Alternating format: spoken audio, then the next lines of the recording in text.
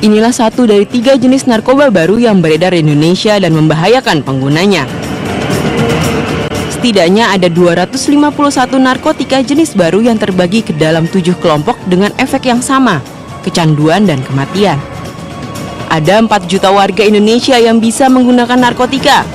Inilah yang membuat Indonesia menjadi pangsa pasar menggiurkan bagi para sindikat narkoba. Maka upaya menggagalkan penyelundupan narkoba bukan berarti bisa dengan mudah membebaskan Indonesia dari sindikat narkoba. Apalagi modus penyelundupan semakin beragam. Mulai dari disimpan di dalam tubuh seperti yang terjadi di Deli Serdang, Sumatera Utara, dalam onderdil mobil, benda seni seperti patung hingga Al-Quran. Tiap hari 40-50 orang generasi kita meninggal, mati karena narkoba. Itu harus dicatat. Itu yang harus dicatat. Sehari loh ya, bukan setahun, sehari. Ditambah lagi jalur licin sindikat narkotika tidak hanya lewat udara, tapi juga lewat laut. Mengingat kondisi Indonesia sebagai negara kepulauan terbesar dengan banyak pintu masuk melewat pelabuhan. Tim Liputan Metro TV. Ya pemirsa, itu dia tadi beberapa modus yang digunakan oleh bandar narkoba, dan juga kita tadi lihat informasinya 251 narkoba jenis baru ya yang sekarang ada. Ini pertemuan bulan Maret 2014 kemarin di Wina itu ada 354 jenis baru. Jadi sudah meningkat 251 di tahun 2013. Ternyata di tahun 2014 itu sudah ada 354 hanya dalam waktu 1 tahun. Betul. Oke, Pak, kalau kita lihat tadi beberapa modus ya, disimpan dalam anggota badan seperti itu, anggota tubuh. Lalu juga disimpan dalam bentuk-bentuk lain, yang terakhir ini kan dalam kopi seperti kemasan itu. Kopi. Tetapi apa sih sebenarnya modus-modus yang sering digunakan dan modus baru apa yang sekarang digunakan oleh bandar narkoba untuk memasukkan narkoba ke Indonesia ini? Yang pasti mereka akan selalu menggunakan modus dengan cara memutar apapun barang yang ada rongganya, itu pasti dia manfaatkan.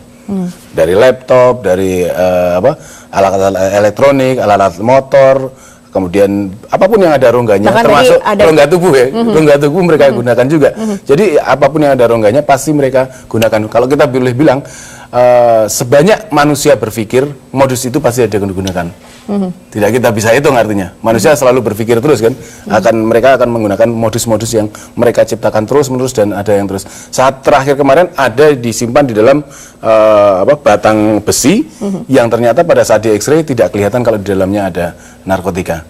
Termasuk yang di dalam kemasan karton dengan ditaburkan zat-zat kimia tertentu, akhirnya pada saat X-ray ini tidak terlihat, dan juga waktu dihendus oleh anjing pelacak juga tidak bisa tercium. Iya. Artinya BNN juga harus memiliki teknologi, atau kita harus memiliki teknologi juga. Betul.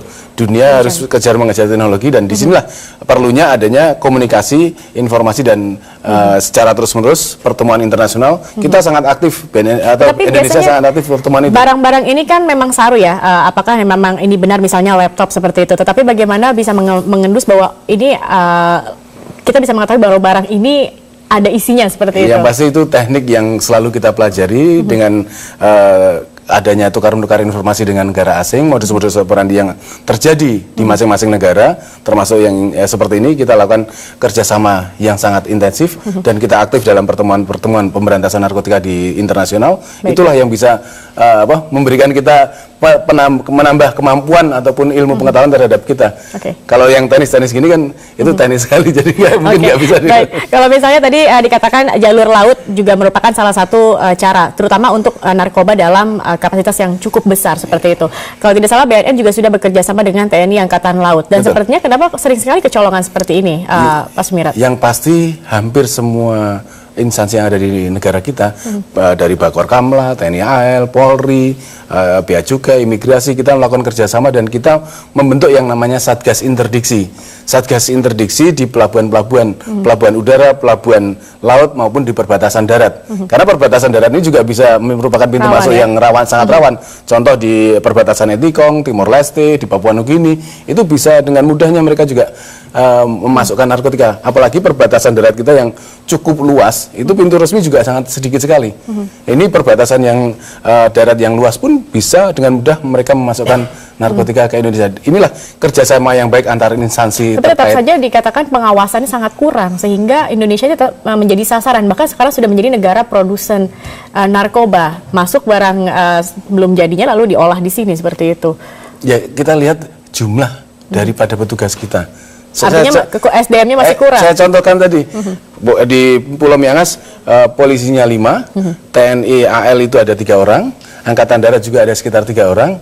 Dengan mengawasi satu pulau yang cukup besar ini bagaimana? Dan kalau itulah yang harus kita kerjasamakan dengan instansi terkait, dengan via masyarakat, seluruh komponen masyarakat. Karena narkotika ini itu bukan hanya musuh pemerintah, musuh BNN saja. Ini musuh bersama.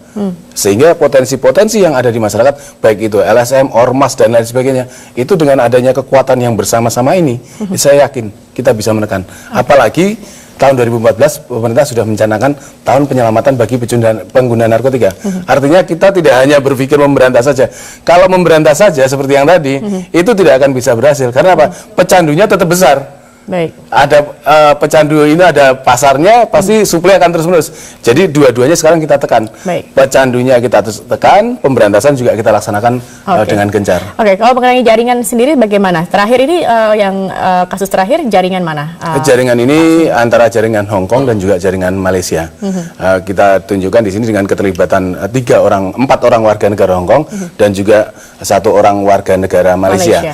3 orang warga negara Hong Kong ini bertugas sebagai penerima barang akhir sebelum masuk gudang yang di Citra Garden. Sementara yang dari Malaysia ini sebagai pengawas dan juga Hong Kong yang Wang Chiping. Wang Chiping ini orang warga negara Hong Kong yang sudah lebih dari 15 tahun tinggal di Indonesia. Berarti artinya dia sudah hafal mempelajari. Artinya ini jaringan besar. Iya. Jadi ini negara yang bisa memasukkan narkotika demikian besar kalau dan jaringan lama. Ya.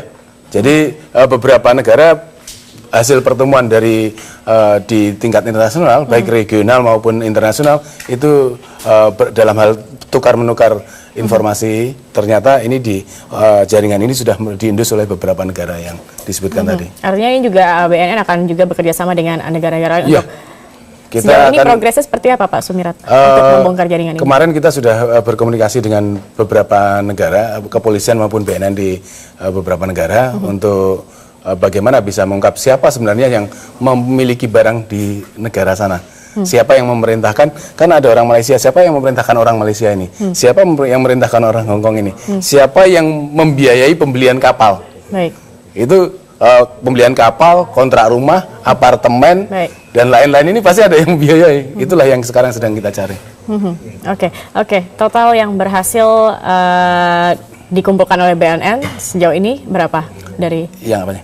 Total keseluruhan kasus-kasus. Jadi kalau kita yang kasus ini kita barang bukti kurang lebih 840 kg, kemudian 9 orang tersangka, 4 warga negara Hong Kong, 1 warga negara Malaysia, kemudian 4 warga negara Indonesia, kemudian ada 1 unit kapal, 2 unit mobil, 1 sepeda motor, dan mereka rumah-rumah ini dijadikan juga seperti di Citra Garden itu sebagai gudang, nanti untuk resellernya, untuk distribusinya, kemudian yang apartemen ini sebagai comment centernya. Artinya di tempat apartemen City Park kemarin itu peralatan komunikasi ada semua. Jadi untuk memberikan komando bergeser kemana, termasuk itu, ini akan didistribusikan kemana Pak rencananya mereka? Distribusi yang sampai saat ini kita dapatkan informasi itu untuk wilayah Jakarta dan juga kota-kota besar yang ada di Indonesia. Oke, baik Pak Sumirat, terakhir tahun ini kita sudah dicanangkan sebagai Indonesia darurat narkoba. BNN apa yang akan dilakukan untuk ke depannya? Paling tidak rencana tahun ini seperti apa? Yang pasti 3 hal. Pertama, komunikasi, edukasi, dan informasi secara terus-menerus ke masyarakat untuk meningkatkan pemahaman dan kesadaran masyarakat bisa menangkal, menolak, dan mencegah beredarnya narkotika di lingkungan masing-masing. Kedua, mengajak mereka yang sebagai pecandu untuk melaksanakan rehabilitasi. Jadi kita meningkatkan jumlah layanan rehabilitasi. Kalau bisa 4 juta orang ini bisa direhabilitasi bersama-sama, itu akan bisa menekan pasar dan peredaran pasti tidak ada. Yang ketiga, kita akan meningkatkan kerjasama dengan institusi yang berada di dalam negeri dan juga luar negeri untuk bisa melakukan pemberantasan secara keras dan tegas sesuai dengan undang-undang. Bahkan yang namanya undang-undang hukuman maksimal, hukuman mati harus juga bisa segera dilaksanakan. Oke, kita harapkan itu juga bisa menurunkan angka pengguna narkoba dan juga di Indonesia ini tidak lagi banyak menjadi sasaran. Penggunanya harus direhabilitasi. Satu-satunya jalan pengguna itu harus Kita direhabilitasi. harapkan 2015 tidak lagi darurat narkoba, tetapi kalau bisa sudah tidak ada lagi narkoba di Indonesia. Harapan kita seperti itu. Terima kasih Pak Sumberat atas kehadirannya pada pagi hari ini. Dan pemirsa, kami akan kembali setelah jeda pariwara berikut ini, tetapi kami belum selesai. Kami masih akan membahas dan ini terkait dengan rencana eksekusi mati terpidana narkoba yang harusnya dilaksanakan pada Desember kemarin ternyata mengalami kendala. Apa dan seperti apa kami akan membahasnya setelah jeda berikut ini. Tetap bersama kami.